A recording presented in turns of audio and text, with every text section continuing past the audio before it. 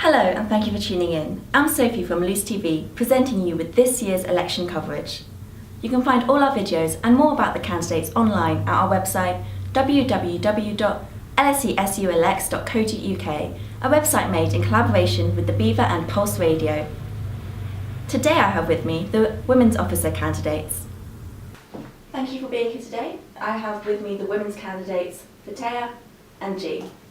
My first question is to you, Fathia. Do you think the community voting motion was a good idea? At first I didn't, I'll be honest. I didn't think it was, because, women are only 50% of the population. So, I feel like we have to create a dialogue between men and women, because if we believe that men are the cause or women, I think we should always go back to them. But then thinking about it, from my perspective, I would always want myself to vote for women's rights. Thank you. And G? I actually do agree with it. I can see the difficulties of the community voting, but I think that especially when running for election, it's difficult as a women's officer to have to worry about whether you won't get into a position because men might disagree with you.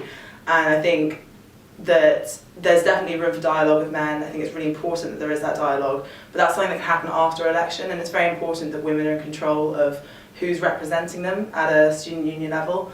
So I'm in favour of the community voting, and I really hope that it goes well this time. Hey, thank you. My second question is first to you, G.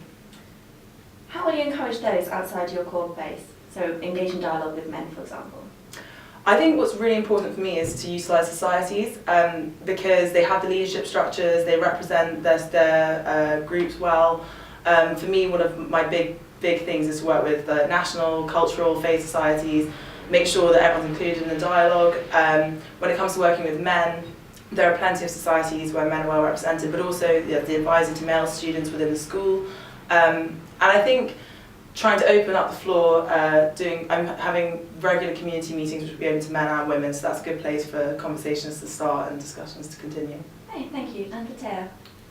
So men's issue, I would outreach to the sports societies specifically, just because there's a whole national campaign about the whole lad culture in AU societies, and I think it's very important that we make women feel included in these sports events and sports societies. But also, I'd also try to make ethnic minorities and religious faith societies feel more included, just because people don't feel comfortable with going up to. I've spoken to a lot of people myself, and they just don't feel comfortable, don't feel invited or welcome to these societies. So I would more than likely be doing that. Hey, thank you.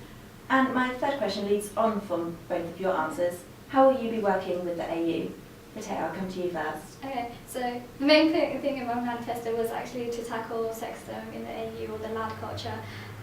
There's a lot of national campaigns going on, so I'd love to incorporate, work with all the universities that are campaigning on these issues to tackle those.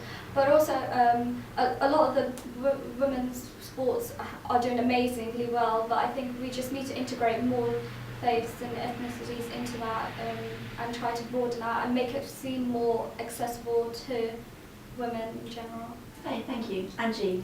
I think for me the really key thing is that I want to work with the AU rather than against it. I've been part of the AU and I've seen the bad stuff definitely, and I've also seen some great stuff, and I think there's a huge amount of motivation, especially if you look at the people campaigning for positions now. They're all campaigning on the basis that they are going to make it more accountability, less tolerance for bad behaviour.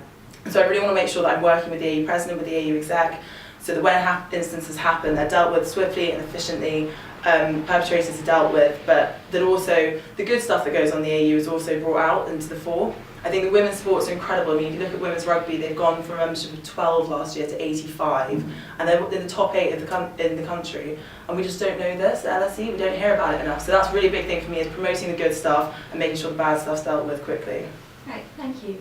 And the next question is, do you think feminism can be alienating, and should the women's officer role be politicized? G, if I can come to you first.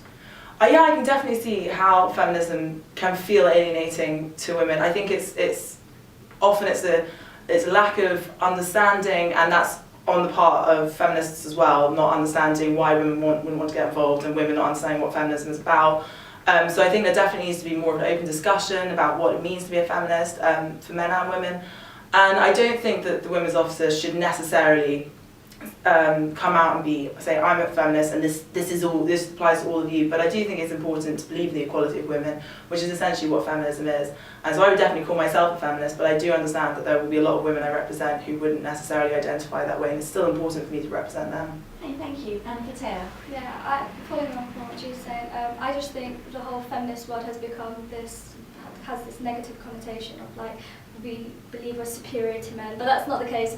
I think we need to redefine and go back to what actually feminism is, and just go back to the fact that we're just fighting for equality and equal rights and the liberation of women, and we don't want to be oppressed.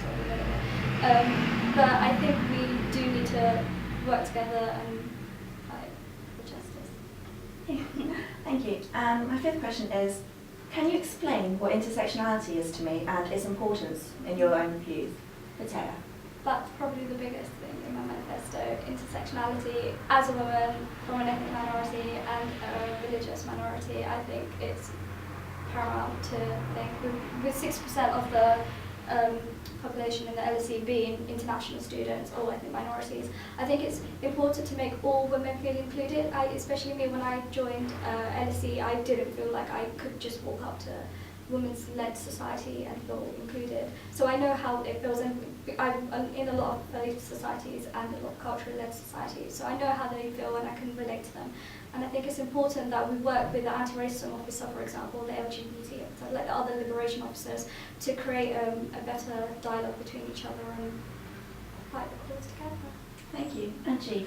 Well, just a quick definition of what intersectionality is. So it's where being a woman intersects with class, race, ethnicity, religion, many different factors. So for me, it's hugely important. I think the biggest part for me is making sure that, yes, I might not be able to relate to being a woman from an ethnic minority, but it's about using my platform to make sure those women do have a say in the student union's policy. Making sure you know when to stop talking and start listening is a really big thing. And so I think what's really, really important is that, yeah, you do work with national faith cultural societies to make sure that women do feel more included, especially in the women's officer, because the women at LSE aren't a homogenous group, that we're from all different kinds of backgrounds. And I think that that's something that hasn't been adequately addressed in the past, and I'm really looking forward to getting involved with that and including more women in the dialogue. Hey, brilliant. And my final question is, can you tell me the key takeaway from your manifesto? G, we'll start with you. I think the most important one for me is that I'm the candidate who listens. I have obviously got my own opinions about what I want to do, but at the same time I'm organising weekly office hours, regular community meetings, women-only meetings, to discuss what the issues affecting women at LSE are and how those can be best dealt with. So it's very much about listening to the people I represent. And I think that really sets me apart from the other candidates. Really. Sorry, Claire. Alright.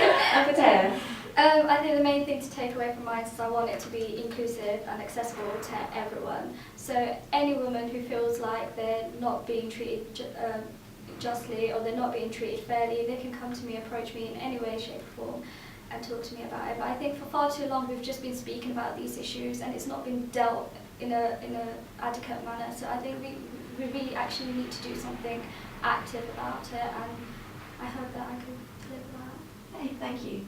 Thank you both for coming today and good luck in your campaign. Thank you very much. Sorry for the weird pause, that was just for filming. No, it's alright, it's alright. Thank you for watching. I hope you will be voting in this year's elections.